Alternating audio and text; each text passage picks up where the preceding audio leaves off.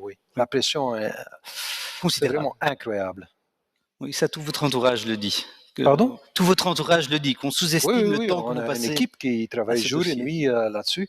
Je peux m'imaginer que pour tout le monde, ça semble une bonne idée. Il y a le bad guy qui est Poutine.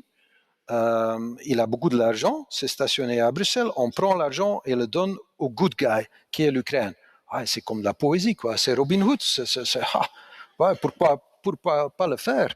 Mais voler des avoirs immobilisés, et ce sont des sovereign assets, hein? Donc c'est de l'argent de la Banque centrale de la Russie. Hein? Ça n'a jamais été fait. Hein? Même pendant la Deuxième Guerre mondiale, on n'a pas saisi ou confisqué l'argent de l'Allemagne. Hein? C'est ce qui se passe quand il y a une guerre, on fait une immobilisation des avoirs, des avoirs souverains.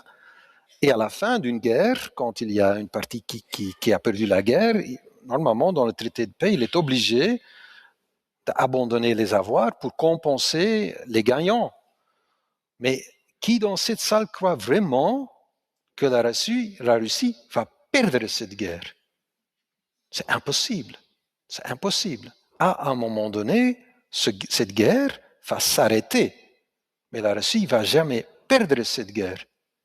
C'est même pas souhaitable qu'un pays qui a des armes atomiques perd une guerre et devient totalement instable. C'est même pas dans notre intérêt que ça se passe. Donc, c'est une illusion qu'à un moment donné, on va récupérer les avoirs immobilisés parce que la Russie va perdre la guerre et sera obligée de les abandonner. C'est une illusion totale. Ça, c'est un sprookje. Quel est le mot? Une fable. Une fable. C'est une fable qu'on se raconte et qu'on essaye de croire. Tout le monde autour de la table européenne s'est convaincu de cette fable. Donc, si à terme la Russie va perdre cet argent, on peut l'utiliser déjà maintenant et on va le voler de Poutine et il doit l'accepter calmement.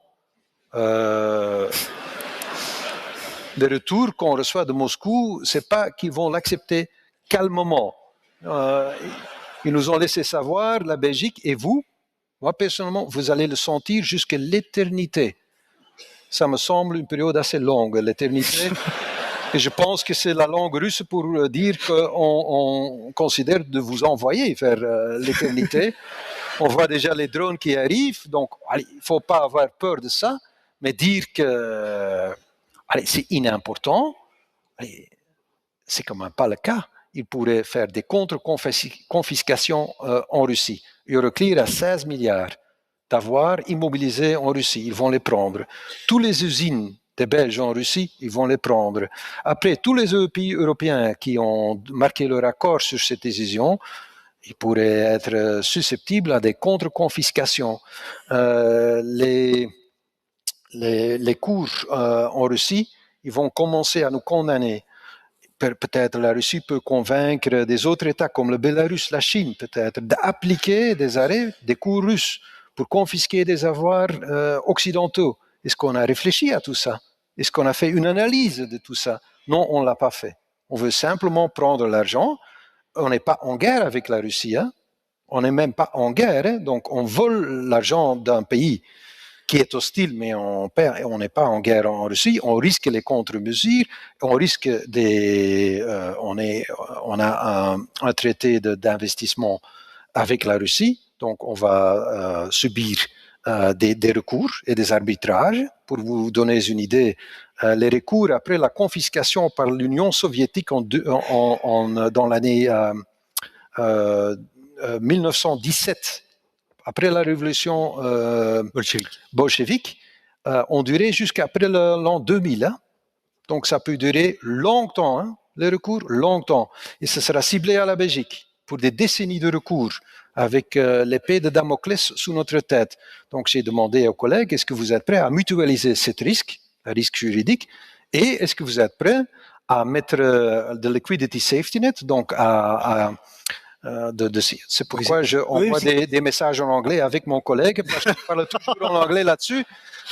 Joint and several guarantees, ce qui veut dire que l'argent doit être là au moment qu'on est obligé, dans une ou autre hypothèse, de le repayer. Donc dans une semaine, On doit être capable de mettre la liquidité sur la table.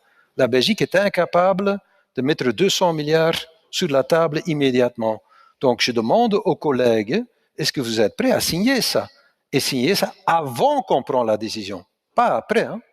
Je veux, avant qu'on lâche les milliards de M. Poutine, je veux voir de tous les États membres un contrat qui dit, si ça tourne mal, moi je suis responsable pour X% de l'opération et je vais immédiatement verser à la Belgique la liquidité nécessaire. Jusqu'à présent, il n'y a qu'un État qui a dit, pas encore fait, qui a dit d'être prêt à la faire, c'est l'Allemagne. C'est un grand pays, mais c'est le seul. Tous les autres, quand je parle de ça, ils regardent leurs chaussures ou le plafond de la salle de réunion et disent oh là.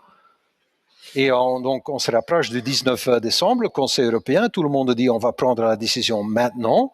Donc j'ai envoyé une gentille lettre qui dit bon, j'entends tout ça et je peux l'entendre, mais il y a la question de la mutualisation, il y a la question des joint and several guarantees qui doit être réglée avant que vous pouvez partir avec l'argent russe. Sinon, je vais faire tout pour bloquer cette décision, tout.